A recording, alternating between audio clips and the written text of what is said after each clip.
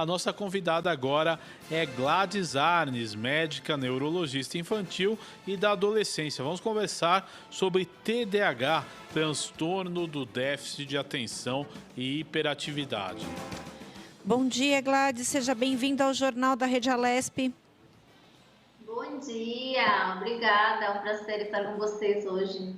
Legal. Doutora, o transtorno de déficit de atenção e hiperatividade. É importante a gente explicar para o nosso telespectador o que é de forma didática.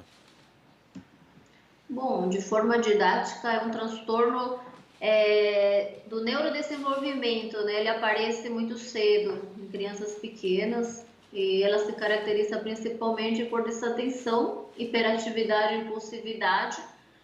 Aquela criança que muitas pessoas já devem ter observado, né? Aquela criança que não para, não obedece, aquela criança que sempre dá problema na escola, em casa, né? Mas é importante também diferenciar de uma birra em pré-escolares, menores de 4 anos.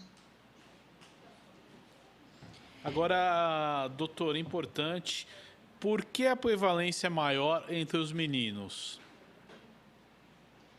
A prevalência, inclusive, eu estava olhando umas pesquisas recentes, né, acaba tendo uma prevalência, se falava que tinha uma prevalência em meninos, tem muitas doenças que têm prevalência em meninos, mas é por causa principalmente do comportamento de uma criança de menino do que uma menina, né? O comportamento é diferente. A menina, ela inclusive falando do TDAH, ela tem um comportamento mais desatento do que hiperativo e impulsivo, né? Faz parte do desenvolvimento neurológico, né? Falando de área pré-frontal, se fala que o desenvolvimento das meninas é mais rápido, né? A neuroplasticidade, a maturação cerebral é mais rápida.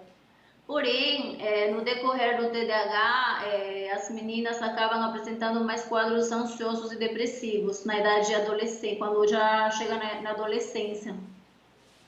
Uhum. Doutora, a gente tem aqui o PL 325 de 2020, que tem a proposta de criar um programa, o programa Preste Atenção de acolhimento e atendimento às pessoas diagnosticadas com transtorno. A senhora acha importante a criação de leis que ofereçam mais assistência às pessoas com TDAH? Com certeza. Muito, muito importante, porque são pacientes, né, crianças, adolescente, adulto, inclusive, que precisam de muita atenção, tanto do médico especialista, do neurologista ou psiquiatra, quanto de terapias e medicação. Depende do caso, né? Tem muita gente, principalmente na idade adulta, que precisa de uso de medicação, né? E a medicação acaba... nem todo mundo consegue pagar, mas hoje em dia já tem opções de conseguir a medicação pelo Estado, né, pelo Ministério de Saúde. Uhum.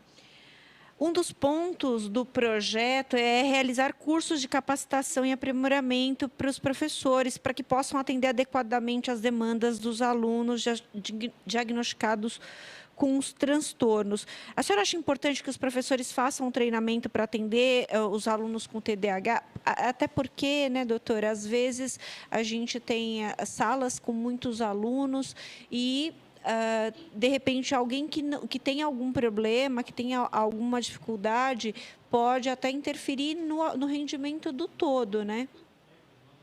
Sim, sim.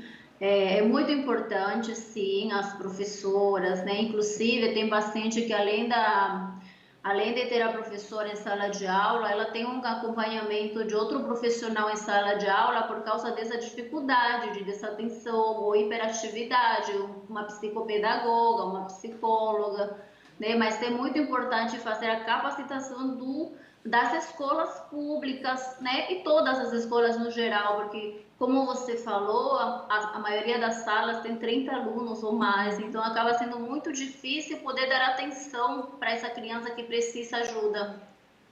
Uhum. Doutora, é fácil diagnosticar a criança que tem o transtorno? Como é que é o tratamento depois do diagnóstico? O diagnóstico ele é um desafio, né? Porque hoje em dia se faz muito diagnóstico de TDAH e muitas vezes a criança não tem TDAH. É sempre importante fazer o critério baseado nos critérios diagnósticos do DSM-5. É um manual estadístico usado no mundo inteiro para fazer diagnóstico de TDAH. Tem os critérios obrigatórios, né? Quanto para em 2013, inclusive, teve uma modificação desse manual. Ele reclassificou o TDAH. Agora a gente fala de TDAH do tipo, pode ser desatento, pode ser combinado ou pode ser hiperativo impulsivo. E o diagnóstico, para fazer um diagnóstico, a criança deve apresentar esses sintomas pelo menos 6 meses ou mais. E deve ser frequente. Não dá para falar um dia ele fica agitado, outro dia ele fica impulsivo, outro dia desatento. Não, é todos os dias e várias vezes por dia, né? Inclusive, em pré-escolar, a gente faz o diagnóstico com 12 ou 1 ano de sintomas. E precisa ter pelo menos 6 critérios dos 9 critérios que apresenta nesse manual de critérios diagnósticos. Já o tratamento ele é cognitivo-comportamental. Primeiro a gente inicia com as terapias, né? Você faz uma avaliação interdisciplinar do paciente com uma equipe formada geralmente por psicólogo, psicopedagogo, né? Dependendo da necessidade da criança. E muitas vezes usamos medicação.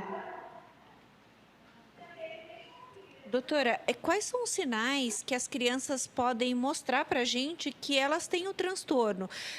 Quais os sinais que servem de alerta aí para que seja um indicativo aí para o TDAH?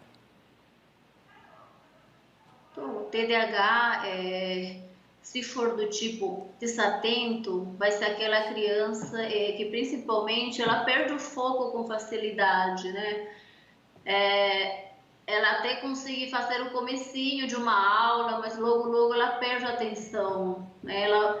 Ela pensa em qualquer coisa, ela lembra o que aconteceu lá no mês passado, que ela foi na casa da tia, mas ela acaba perdendo o foco totalmente da aula. Ela está em corpo presente dentro de uma sala de aula, por exemplo.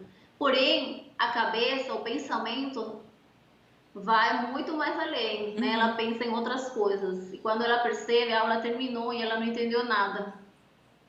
Agora, a criança hiperativa, impulsiva, é aquela criança que chama mais atenção, né? Na verdade, os pais procuram mais ajuda por causa de hiperatividade, porque é aquela criança que vai chamar atenção, tanto na escola quanto em outro ambiente. Na escola, ela levanta da cadeira, vai lá, conversa com uma criança, conversa com outra, atrapalha a aula, sai da sala de aula, tenta sempre fazer a vontade dela. Do tipo combinado já tendria mais, uma combinação de tanto do desatento quanto do hiperativo impulsivo. Então são crianças que geralmente perdem material escolar, falando de criança escolar, em idade escolar. Agora na idade da adolescência já vai tendo uma modificação. Na verdade o TDAH ele vai se modificando no decorrer da vida, né? Ela pode começar na idade escolar sendo uma criança hiperativa, impulsiva, e chegando na idade adulta, ela mudar e ser mais do tipo desatenta, porque o comportamento vai mudando, né? Vai se modificando no decorrer da idade adulta, já muda mais ainda. São outras as dificuldades, né? Principalmente de interação social, problemas de emprego, que não consegue fazer a função dele dentro de um emprego, acaba sendo mandado embora. Agora, doutora, a senhora tocou um ponto importante, né? É mais difícil você diagnosticar o TDAH no adulto. Eu diria que há alguns anos atrás o tratamento não fosse tão avançado. Muitas pessoas podem ter o transtorno e nem perceber? Pode sim. Às vezes a pessoa passou a vida toda com essa dificuldade, né?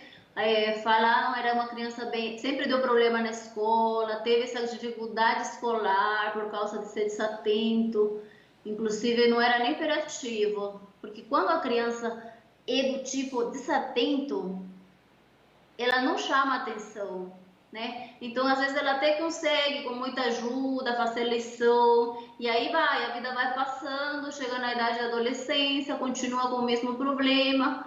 Se ela não procura ajuda, vai chegar na idade adulta com esse mesmo problema e ela vai começar a perceber no dia a dia dela, né? Na interação com outras pessoas, na família, né? Esquece tudo, esquece aniversário, não consegue ter um bom emprego por causa que ele não consegue fazer, não consegue focar na função, acaba esquecendo muita coisa importante, muitas vezes.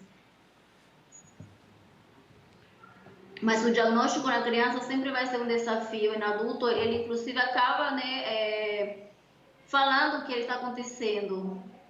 Agora com a criança a gente precisa investigar pela anamnese, conversar com os pais, inclusive fazer algumas triagens através de testes, que seria o SNAP que a gente usa mais. É um questionário que se faz para os pais e se faz na escola.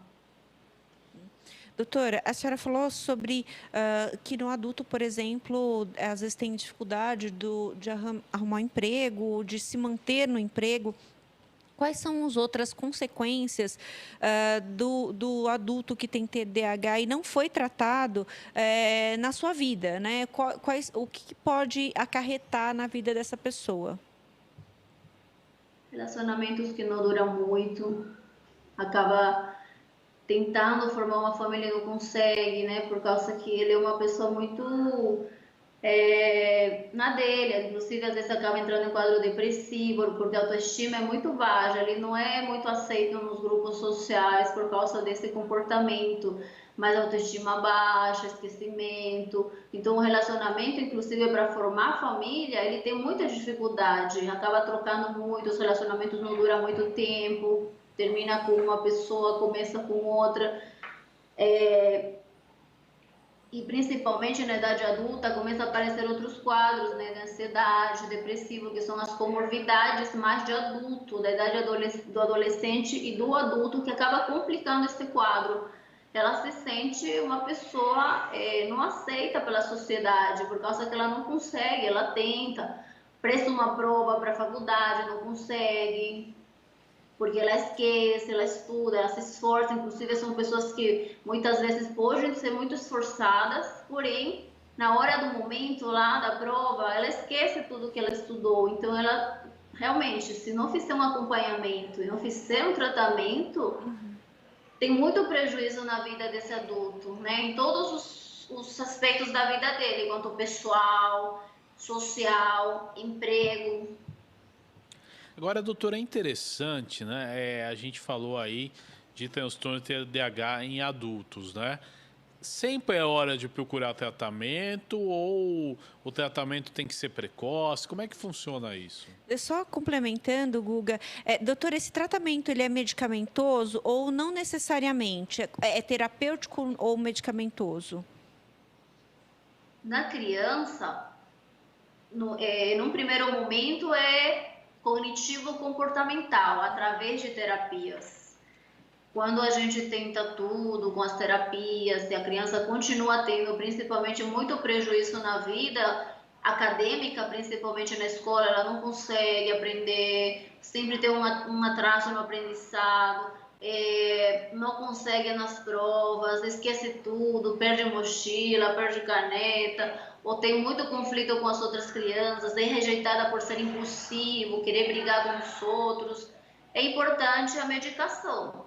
Agora, no adulto, é fundamental o tratamento medicamentoso para poder melhorar a qualidade de vida desse adulto. Importante. Doutora, eu gostaria, né, que a senhora deixasse uma mensagem para o nosso telespectador, né, que tem esse problema e às vezes não sabe como procurar ajuda, como é feito efetivamente essa ajuda, como é que é importante a pessoa proceder? Meu conselho, sempre procura ajuda, mesmo que você tenha uma dúvida, fique pensando, ai, eu acho que meu filho não tem nada, ele é só mesmo agitado por causa da idade. Mas quando você vê que essa agitação começa a ter impacto na vida da criança, começa a ter prejuízo, é bom conseguir procurar uma opinião de alguém com um médico especializado nessa área, Uhum. tá? E principalmente na idade adulta, né? Se você tem muita dificuldade no trabalho, no relacionamento, na parte acadêmica, não consegue fazer um mestrado, não consegue fazer uma pós, uma faculdade, é importante se procurar ajuda, pelo menos para você tirar dúvidas. Às vezes você não tem TDAH. Uhum. Sim. Tá certo. Doutor, eu quero agradecer a sua participação no Jornal da Rede Alesp desta quarta-feira. Muito obrigada, eu que agradeço. Certo, falamos aí de TDAH, déficit de atenção e hiperatividade no Jornal da Rede Alesp de hoje. Melissa, vamos de mais notícias?